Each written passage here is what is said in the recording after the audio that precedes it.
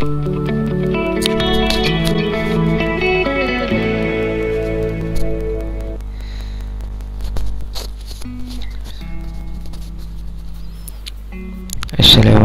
warahmatullahi taala wabarakatuh. Halo teman-teman sekalian, berjumpa lagi dengan saya Ali Munir. Nah, pada kesempatan kali ini saya ingin membahas mengenai Komisi Pemberantasan Korupsi itu ya, atau KPK. Karena akhir-akhir ini sedang heboh dengan adanya tes pegawai KPK, di mana salah satunya dalam tes itu si Novel Baswedan tidak lulus tuh. Kemudian timbullah narasi yang mengatakan bahwa KPK itu sedang dilemahkan. Nah, kemudian apakah benar KPK itu dilemahkan? Dengan segala carut marut yang ada belakangan, bahkan sejak 2014 itu ya, yang saat itu sempat ada hak angket dari usulan hak angket dari anggota DPR tuh.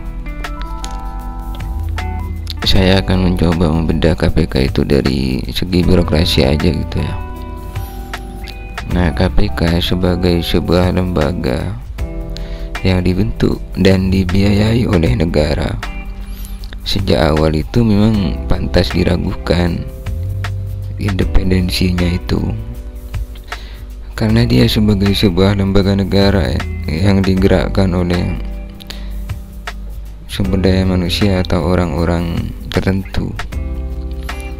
Dia nggak ada bedanya dengan misalnya anggota DPR yang dia mengatasnamakan rakyat. Dia bertugas untuk membawa suara rakyat, tapi kenyataannya kan kerjanya gitu-gitu aja itu.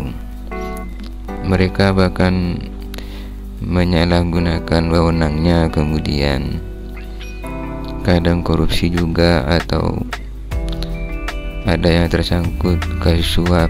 Nah, itu sama dengan lembaga KPK itu sebenarnya. KPK itu sebagai sebuah lembaga negara itu yang nggak ada bedanya dengan DPR. Kalau sekelas Mahkamah Konstitusi, lembaga hukum resmi saja itu bisa disuap, apalagi KPK itu loh. Nah, misalnya begini, dari dulu kan banyak ya kasus pimpinan KPK atau penyidik KPK itu yang terlibat pelanggaran etik dalam kinerja KPK itu. Banyak kok itu, tinggal teman-teman cari siapa aja yang melakukan pelanggaran kode etik. Salah satunya itu adalah Novel Baswedan, kemudian Firly Bahuri, kemudian juga Saud Situmorang. Mereka itu melakukan pelanggaran kode etik di KPK. Sekarang teman-teman bayangkan, kalau orang-orang KPK sendiri itu disuap atau bermain sogok dengan para pimpinan negara itu siapa yang akan menindak itu loh? Siapa yang akan mengawasi dan menghukum penyidik tersebut?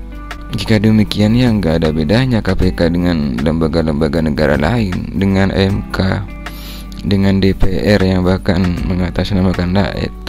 Jadi kesimpulannya adalah KPK itu nggak ada bedanya dengan lembaga negara lainnya. Jadi lembaga negara yang ada itu dari atas sampai bawah itu semuanya lingkaran setan tuh, tempat bagi orang-orang yang suka memetik buah dari jabatannya itu, entah melalui suap, entah melalui korupsi dan lain sebagainya. Kemudian apakah KPK itu masih patut untuk diapresiasi dan dipertahankan? Dia sebagai sebuah keniscayaan yang perlu ada dalam sebuah negara demokrasi itu. ya KPK harus tetap ada, walaupun penuh dengan pelanggaran dan lain sebagainya itu. Nah, yang mengontrol siapa, yang bertugas mengontrol KPK dan lembaga negara lainnya itu ya rakyat. Tetapi pada dasarnya memang mau diperbaiki sebaik apapun KPK, dengan undang-undang sebaik apapun, selama dia dijalankan oleh manusia, bukan dijalankan oleh robot, maka selalu ada kesempatan untuk diusik oleh kepentingan-kepentingan, disuap atau bahkan dikorupsi. Kalau memang kita mau ngomongin pemberantasan korupsi, kenapa manajemen anti korupsinya itu tidak diperbaiki atau diterapkan dari sistem pemerintahannya itu? Kenapa harus ada lembaga yang mengontrol sendiri untuk kasus-kasus korupsi itu sendiri itu?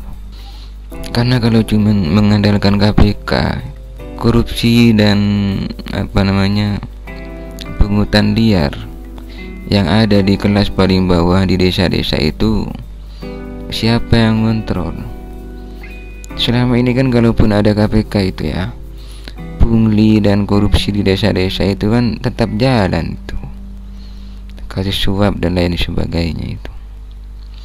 Lalu apa gunanya ada KPK itu? Pada dasarnya seperti itu. Maka untuk memberantas korupsi adalah, menurut saya, pertama melalui sistem pemerintahan yang modern, yang terbuka, akuntabel, yang bisa diawasi oleh rakyat secara langsung. Yang kedua adalah melalui efek jera yang lebih maksimal itu. Bukan sekedar dihukum di tahanan selama 10 atau 15 tahun itu. Saya juga mau itu dapat uang 20 triliun itu dihukum selama 15 tahun dalam tahanan itu nggak apa-apa itu. Apalagi misalnya tahanannya itu tahanan istimewa itu ya. Kayak misalnya kasusnya Akil Mukhtar yang pada waktu itu sempat dibuka oleh Mata Najwa mengenai betapa mewahnya penjaranya Akil Mukhtar itu. Jadi bagi saya KPK itu tidak ada bedanya dengan lembaga negara lainnya mengenai independensinya. Nggak ada bedanya dengan Mahkamah Konstitusi, nggak ada bedanya dengan Dewan Perwakilan Rakyat. Hanya wadah dan perannya saja yang berbeda. Dan karena masing-masing punya peran, ketika satu peran punya kepentingan terhadap peran lainnya, tinggal dikasih duit, mereka mudah disuap, mudah bermain di belakang layar itu. Tetapi dia sebagai sebuah lingkaran atau lembaga negara dalam kerangka negara demokrasi, itu tetap penting KPK untuk terus ada dan terus diawasi oleh rakyat.